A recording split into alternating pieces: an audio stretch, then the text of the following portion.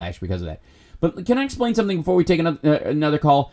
Radical Islamic terrorism. Okay, the use of that phrase, the idea somehow, the president and his ilk are always clamoring for us to use the phrase radical Islamic terrorism. It's super important that we use the phrase radical Islamic terrorism. We must use this phrase. The president, President Obama was afraid to use it, and we're not going to be afraid to use it. We're going to be the powerful people. We're going to show strength in radical Islamic terrorism. Okay, first of all, why is that such a big deal? Obviously, to those folks, anyways. Obviously, when you say something like radical Islamic terrorism, you specify an element that there aren't other geopolitical groups within those countries besides the Islamic forces that help in terrorism sometimes. But here's the reason they use it. The reason they want to say radical Islamic terrorism is because there are elements of that kind of terrorism or those kind of radicalization in almost every Middle Eastern country. They are not the prevailing thoughts. They are not that are in control of the government. They are not in a lot of these situations in control of parliamentary positions, and a lot of them are not even in a position of being in charge of policing villages even. But what it does give you when you say radical Islamic terrorism is any Islamic identifying country in the future. That's why. That is the reason why the neocons specifically need to use that phrase. It gives them context for attack. Allows you to say after a 9/11 to go attack Iraq.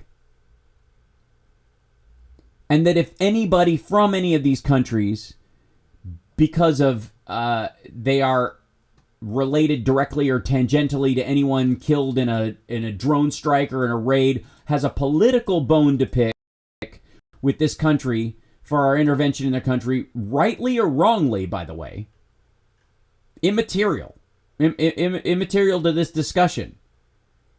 If they are one of if Anwar al-Awlaki was completely deserving of what he got, and yet somebody one house over had nothing, and in a better circumstance would have taken up arms against him had they known or had backup to do so.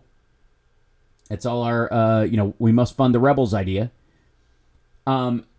That those people eventually, after seeing enough of their own family members and enough of their own villagers dead, decide that the target is the United States. That individual, their own Dylan Roof, their own Timothy McVeigh circumstance, but against a foreign power.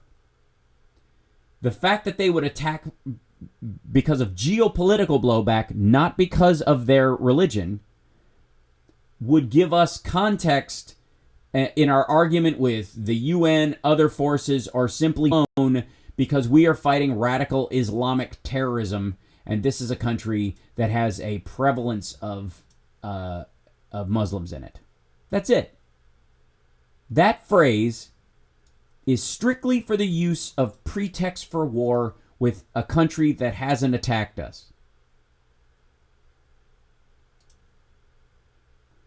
And never mind the fact that it gives you all, whenever you use phrases like that, whenever you play up the strength of ISIS as they're growing and they're in 32 different countries and stuff, as if they own those 32 different countries, as if they are the controlling force in those countries, as if the people in those countries aren't fighting them themselves, as if the ISIS isn't slaughtering other Muslims in those countries,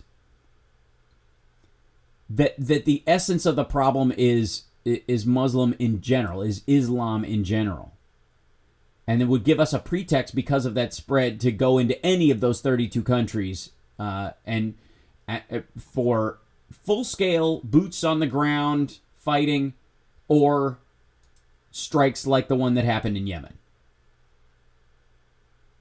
Even without the use of that phrase, we conducted many drone strikes that were directed at people that we, through tacit UN approval and other actions, viewed as enemies of the state, and some of them rightly so. Some of them intending to kill people for no other reason than they are not like them, specifically murdering and blowing up planes, blowing up, shooting up malls, what have you, all that kind of stuff. Yes, those people are dangerous and need to be dealt with. Is that the best way of doing it? That's where the debate lies. But the ultimate idea that using the phrase radical Islamic terrorism is essentially just a geopolitical pretext to being able to attack any country you want that is predominantly Muslim or has a section of it that is Muslim that you may want, so we can take the oil. Now that the cat is out of the bag and Donald Trump is effectively saying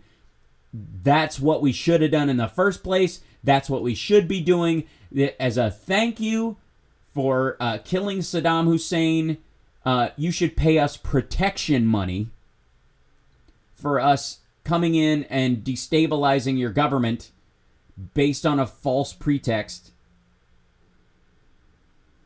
That's you should give us. That's a stunning thought, and believes at its core. They believe that radical Islamic terrorism means that it can take root in any Islamic country, is pretext enough to protect ourselves, to go in it, or a voluminous amount of Muslims in it, carry out whatever military actions we see fit or think are necessary, and then after the fact, you use that idea that we can actually, that effectively the authorized use of military force applies to the war on terror. Attacking radical Islamic terrorism is tangentially legally attached to that. Therefore, any country that we say contains radical Islamic terrorism we've already declared war on it. We can go in. That's why. Put aside your real feelings about freedom and safety and belief in America's right to defend itself and